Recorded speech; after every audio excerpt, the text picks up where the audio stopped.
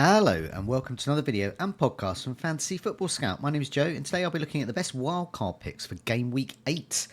This is not just about Game Week 8, obviously these picks, it's looking for long term with some of the players that will last you for many weeks, hopefully. Also, I'll take in the possibility of a Game Week 9 bench boost for these picks as well. So lots of people who may be wildcard in Game Week 8 might be having a view for bench boost in Game Week 9, but they may have already used that chip. So I'll also mention some alternatives for those who've already bench boosted so far this season.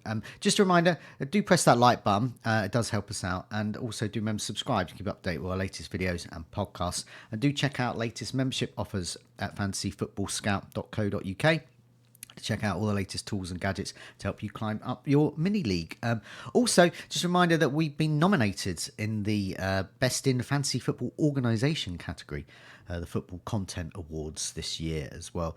All the details about how to vote will be in the description of wherever you're listening or watching this content. What we'll do, without further ado, I will have a look at the fixtures really. So instead of looking at the targets, we'll look at the fixtures first to see what sort of plan we should have in place for our wildcard picks. So let's put the fixtures up. And so I've gone from Game Week 8 through to Game Week 15. So that takes us through a sort of one or two sort of windows where fixtures really shift as well. Sort of Game Week 12, 13, they sort of shift a bit. Also Game Week 10 as well for some teams. Like, say, for example, Crystal Palace and Fulham. Fixtures change a lot in Game Week 10. So it takes in a lot of those fixtures there. And this shows that, on the whole, from all of this period, though, the teams with the best fixtures, it's actually Brighton, my team.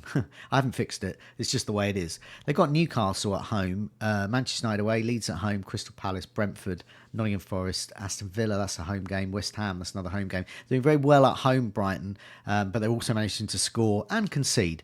So don't go any of their defenders, but will one of their attackers be in my team? Well, they'll have a look in a second. Arsenal are next. People are loading up on Arsenal assets. I did that. I wildcarded in Game Week 7. My team needed it. But luckily, most of the picks I picked in Game Week 7 are still valid for a Game Week 8 wildcard as well. Particularly Arsenal players. Lots of interest in their defence as well. They keep very, very stable, keeping clean sheets, lots of options. And also in attack. So lots of options are emerging there, particularly Saka, who now looks to be on penalties.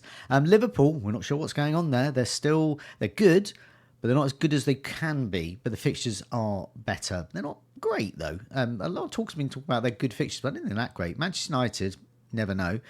Brentford, Aston Villa, Man City, Nottingham Forest, West Ham, Sunderland, Leeds. It's Game Week 12, that's when it gets sort of very Liverpool-y. Wolves are quite good for enablers. Not a great team, but they've got some really good fixtures with Sunderland, Burnley, Fulham, and then Chelsea, but then Crystal Palace, Aston Villa. Nottingham Forest as well in the mix up to Game Week 15. Crystal Palace, bad couple of fixtures, Bournemouth and Arsenal, but they get better. Brentford, Brighton at home, Wolves, Manchester United at home, Burnley away, and Fulham away as well. Chelsea, good fixtures actually. They've got Arsenal in Game Week 13, but apart from that, it's a sea of green on this fixture ticker there for those listening. It's good fixtures are green if you're listening to the podcast version. Chelsea, they got Nottingham Forest, Sunderland, Tottenham, Wolves, and Burnley, as well as Leeds and Bournemouth in that mix as well. Newcastle, good fixtures. They do have Man City in Game Week 12, but it's a really good run of fixtures. And that Man City game's at home as well. They're pretty good at home. They've got Brighton next, then Fulham, West Ham, and Brentford coming up. West Ham as well, they've got a good little run here. Brentford and Leeds, dips a bit with Newcastle. Then they got Burnley at home, then Bournemouth, Liverpool. So it gets a bit mixed with Manchester United and Brighton away. So it's the next couple of fixtures apart from that Newcastle game, they've got Burnley in Game Week 11. But Brentford Leeds is when you sort of want to target it. So if you want to target West Ham, Game Week 8 wildcard's quite a good time to do it. So you can just sort of get one or two of their assets for these good fixture run. Nottingham Forest, absolutely awful. They've got a team set up to play defensive football with an attack-minded manager. It's just not working out. They haven't won yet under Ange Postecoglou. They got Chelsea, Bournemouth next. Good luck with that. So their team to target, really. Also, just going a bit further down, Burnley here, they've got a good couple of fixtures with Leeds and Wolves, but then it drops off a cliff a little bit. They've got Arsenal. That West Ham game could be okay.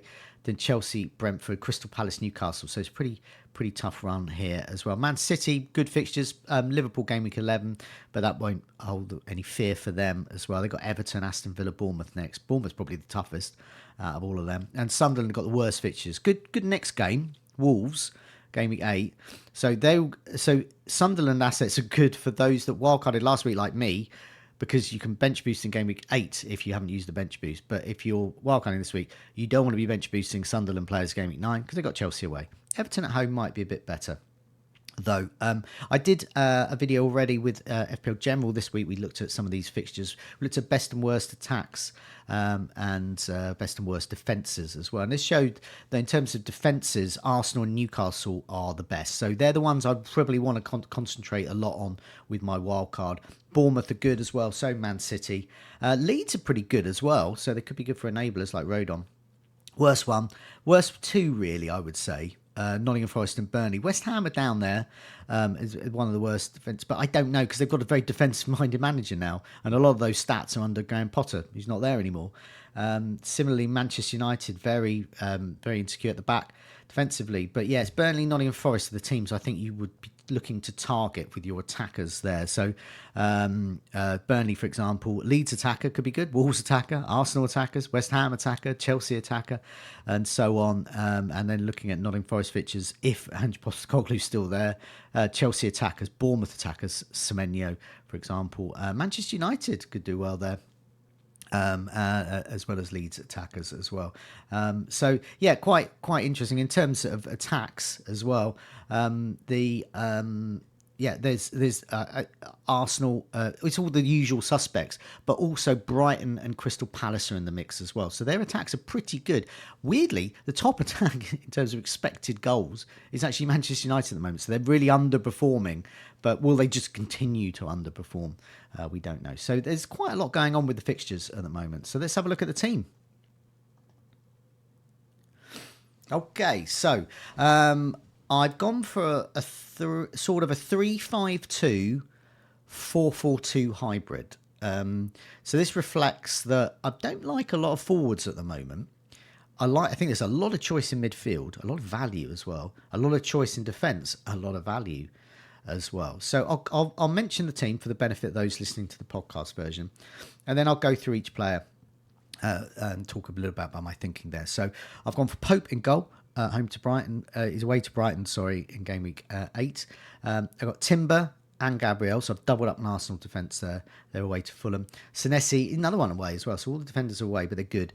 Senesi, usually a DEFCON monster, didn't get it last time out. Enzo is away to Nottingham Forest. Saka is away to Fulham. Minter at home to Newcastle, his former club. Semenyo away to Crystal Palace, and Sarr at home to Bournemouth. Bowen, he's at home to Brentford, and Haaland, he would be my captain if I was wildcarding this week, at home to Everton. And on the bench, you've got Dubravka, home to Leeds. Rodon from Leeds is away to Burnley. So it's that Burnley-Leeds game. Not sure how it's going to go, but either it's going to be really boring or there's going to be lots of goals. So I just want lots of players there, I think. Calvert-Lewin for Leeds, away to Burnley. And then I've got Big Dan Burn there on the bench.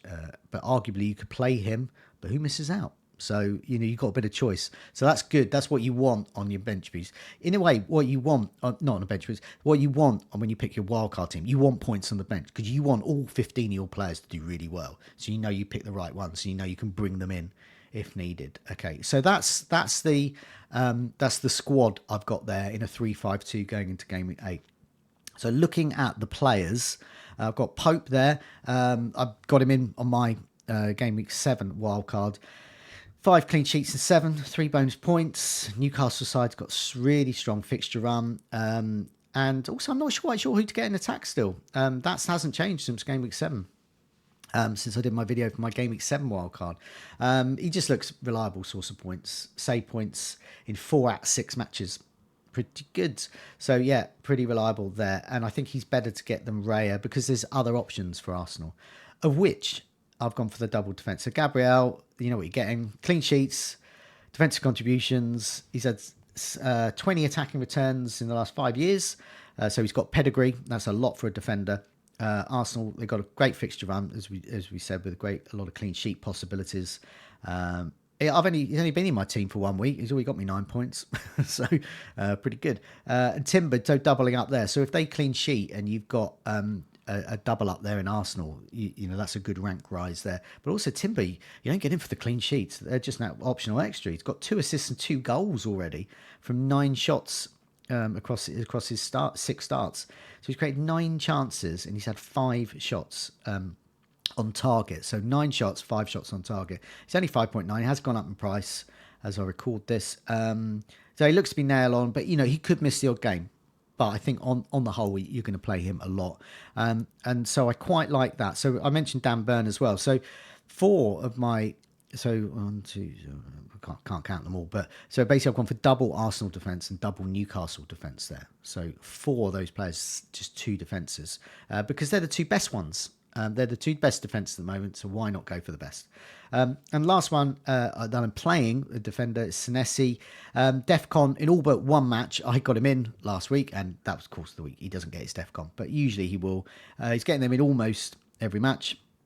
Strong fixtures, got obviously got Crystal Palace is probably the toughest, but he's got Forest, Aston Villa, West Ham over the next few. Lots of clean sheet potential there, and he's also got 2 assists as well. So they're actually all chipping in with a few goals and goal involvements there. So looking at midfield, let's start with Saka first. So obviously I like what I've seen with him.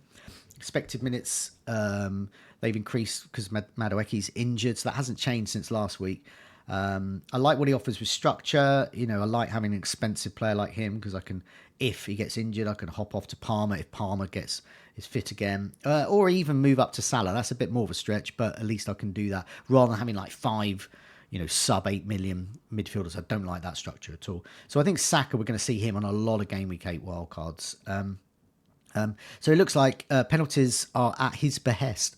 So if he wants to take a penalty, he'll take one. If he wants to give it away, he'll give it away. That hasn't changed. So all that talk about Gyökeres being on penalties from his agent, come from some Swedish newspaper like a couple of months ago. Everyone was cock a hoop about. Well, that's not the case. Gyökeres is just simply in the mix if Saka decides. So there we go. Saka looks the main man there. So yeah, I barely had him in my side, so I got him in for my wild card. He's got me a goal.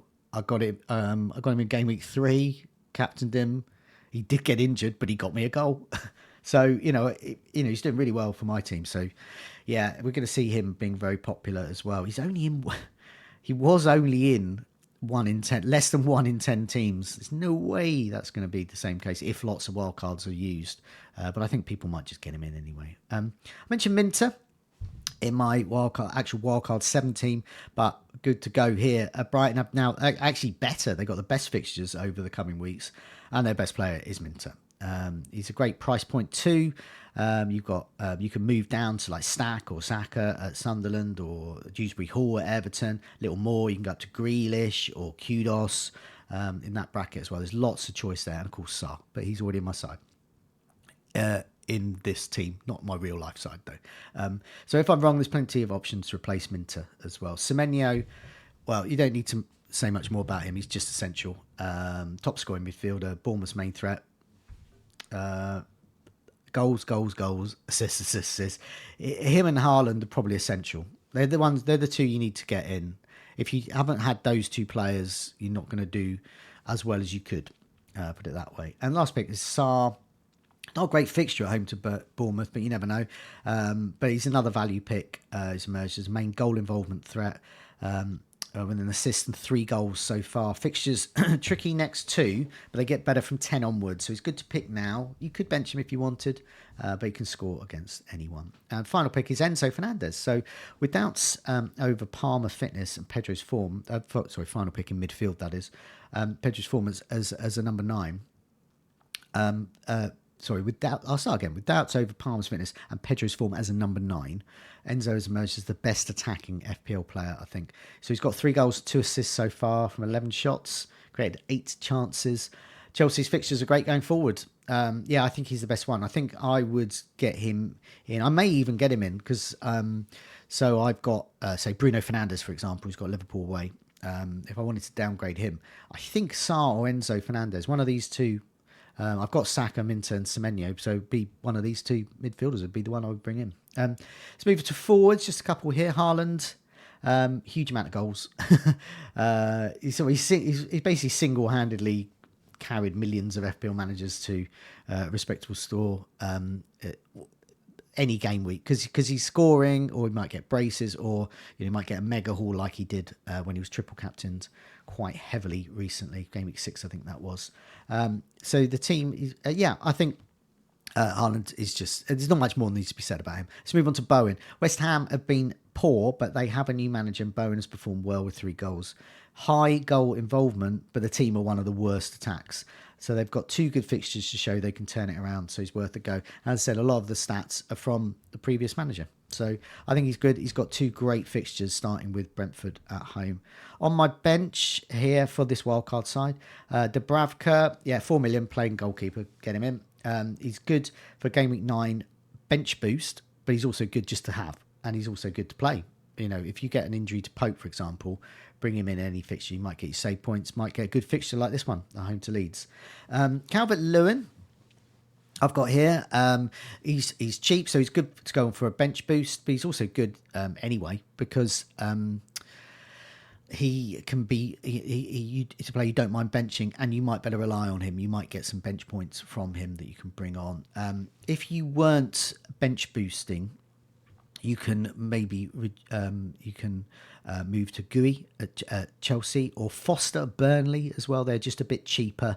Foster actually plays, might get the odd minutes there. I've gone for Rodon. He's just an absolute mainstay here. Game week 9 bench boost could be good there. And I just think game week Rodon, game week 8 and 9. He's good for a bench boost. Now, I've already wildcard game week 7, so game week 8 bench boost there. So if you wanted to do that, but it's game week 9, got some good fixtures as well. But we're going to have a look at the bench boost 9 team. So I'm going to see what this team looks like in game week 9. But that's based on from the FPL plan tool, which is on the Fantasy Football Scout app. So do have a look at that. And final one to mention is Big Dan Burn. He's got returns in 5 out of 7, and that's been a lot of tough fixtures. Playing left back at the moment, also good at centre back. Got an assist so far, 4 bonus. I anticipate him playing most weeks. He's just a legend there.